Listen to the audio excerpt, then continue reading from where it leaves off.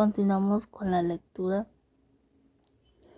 Juventud en Éxtasis, novela de valores sobre el noviazgo y sexualidad, por el autor Carlos Cuauhtémoc Sánchez y su lectora Casas Aguilar Lisbeck.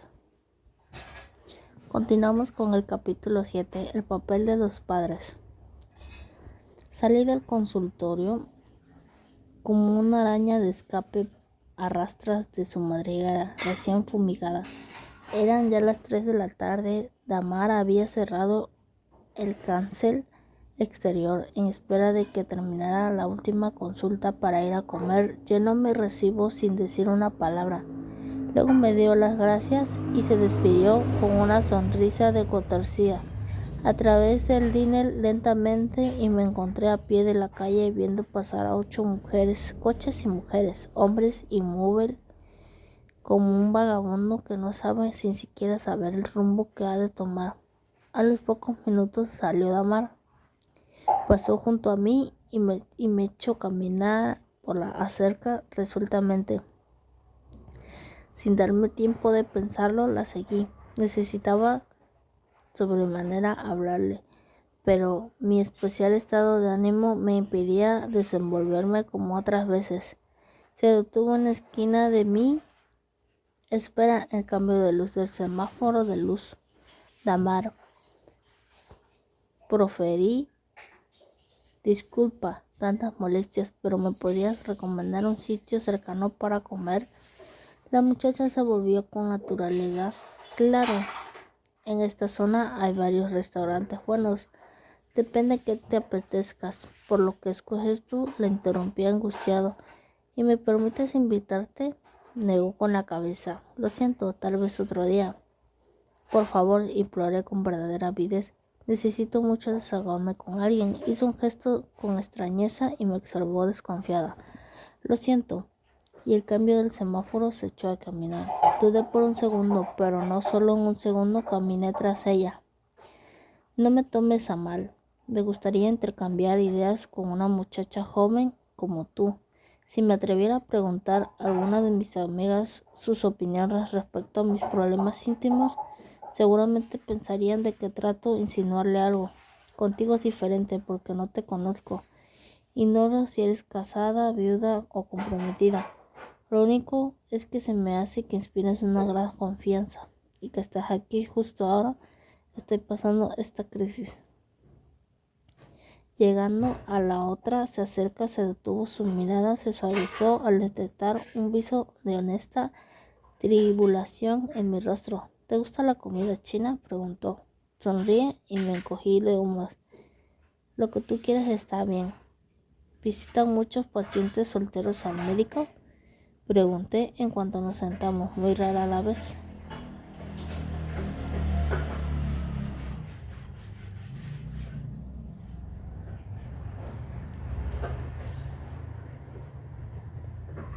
¿Y sabes cuál es la razón por la que vine yo? No. Y no tienes que decírmela, pero quiero hacerlo. En verdad, era una situación asaz y extraña. Ambos lo sabíamos, que lo daba por el momento un toque muy mágico y peligroso.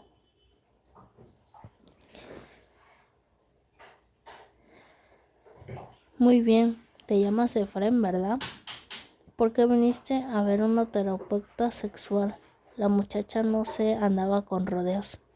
Pues porque me detuve como el niño que se hallaba enfrente de la vitrina abierta después de implorar un dulce, dándose cuenta de que en realidad no se le antojaba ninguno. Me he percatado de que mis ideas respecto al sexo prematrimonial no son equivocadas y me han causado daño, por lo que bueno. No me mires así, no soy degenerado ni pervertido. La mayoría de los jóvenes pensamos lo mismo y te aseguro de que muy pocos deseos de cambiar, como yo, por eso vine. Damara sintió, tratando de leer entre las líneas de la verdadera razón de todo eso. Ni yo mismo lo sabía.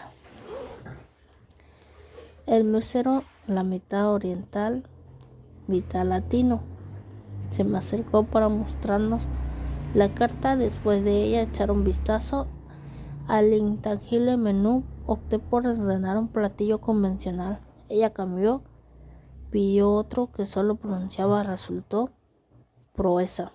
Llevo 3 años trabajando como doctora Sack. Comenzó y me he dado cuenta que siempre investiga los antecedentes familiares de sus pacientes. Di que arqueotipos sexuales son algo que se pretende de más eterna edad. Pues así no me pregunto nada de eso, se limita a darme una cátedra tamaño regio. Sonriendo acomodó su servilleta y tela sobre piernas y mientras lo hacía preguntó con tono casual: ¿de veras hizo eso? Asentí y entonces ella continuó: pues tal vez tú mismo puedas hallar algo útil si analizas las influencias que tuviste en la niñez y adolescencia. Era un buen comienzo para entablar una comunicación, acepté el juego. No recuerdo haber recibido ninguna enseñanza sexual. Sé que mi padre fue un gran hombre, pero no lo conocí. Mamá cometió un error del que se arrepintió toda su vida volviéndose a casar con otro sujeto, que aunque al principio parecía muy cortés y varonil, resultó alcohólico. El tipo que nos hizo la vida de cuadritos. Un día cometió un delito terrible y lo metieron a la cárcel. ¿Tienes hermanos? Maldición. Ese era precisamente el único tema del que me disgusta tocar. No, mentí. Y continué hablando para evitar indagar a más. Mi madre siempre trabajó en grandes empresas y llegó a ser secretaria de dirección general. Sus ocupaciones eran tan absorbentes que convivíamos poco. Se iba muy temprano en la noche y cuando volvía apenas tenía ánimo para intercambiar un par de palabras antes de quedarse dormida. A ella nunca le gustó hablar de sexo y yo jamás le pregunté. En la adolescencia, mi única fuente de información fueron amigos que estaban peor informados que yo y profesores de biología que promovían implícitamente la práctica del sexo entre nosotros. Tamar no se mostró muy de acuerdo, pues yo no recuerdo que ninguno de los maestros recomendándole a sus alumnos practicar el sexo. Lo hacen indirectamente, expuse con mayor aplomo y desenvoltura. En las escuelas ordinarias comienzan enseñándote el funcionamiento hormonal, luego detallan los pormenores anatómicos del coito, el proceso de embarazo y culminan en los anticonceptivos. Los actuales planes de estudio están exentos de información con respecto a la problemática de causa de sexo prematuro. En las aulas se enseña cómo tener relaciones sexuales en vez de cómo no tenerlas.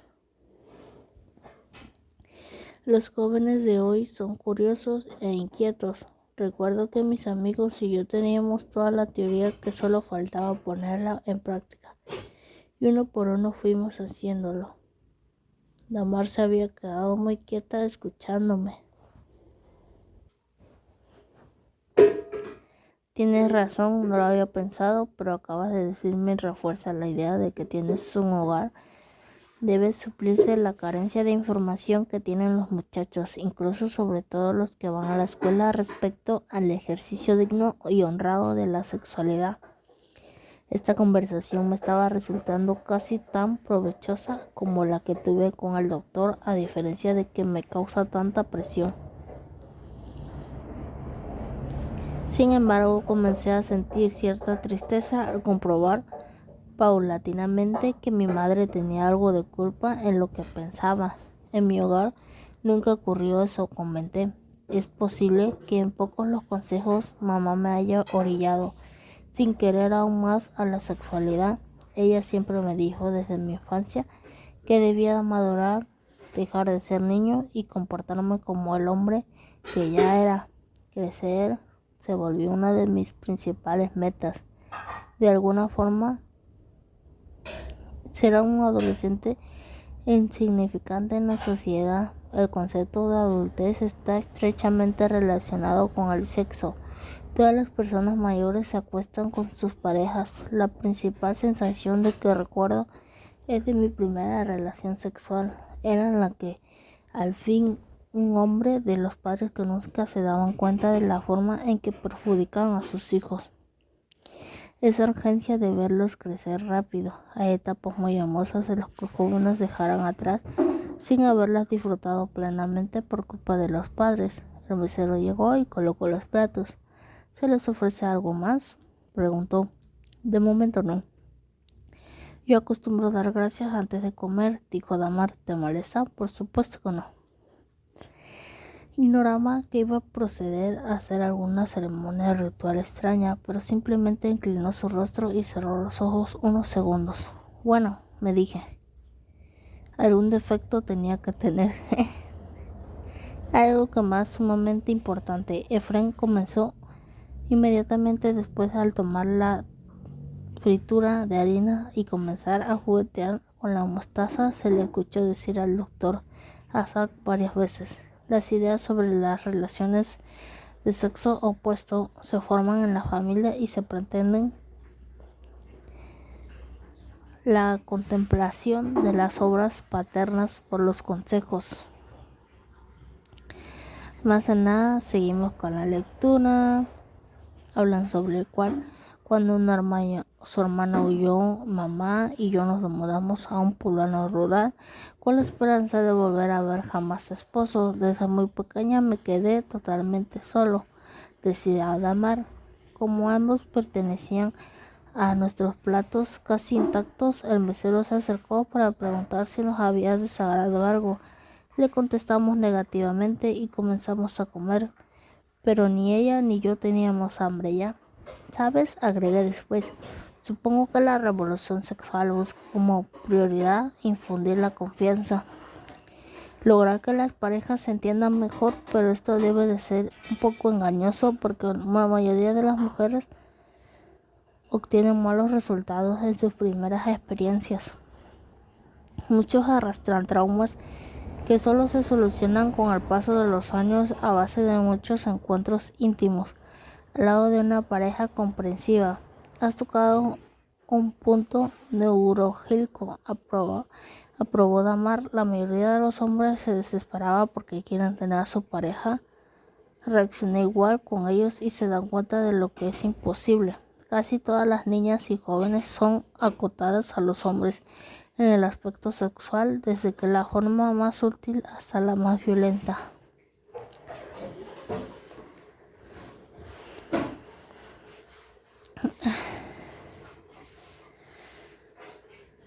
Y así continuamos con el capítulo 7.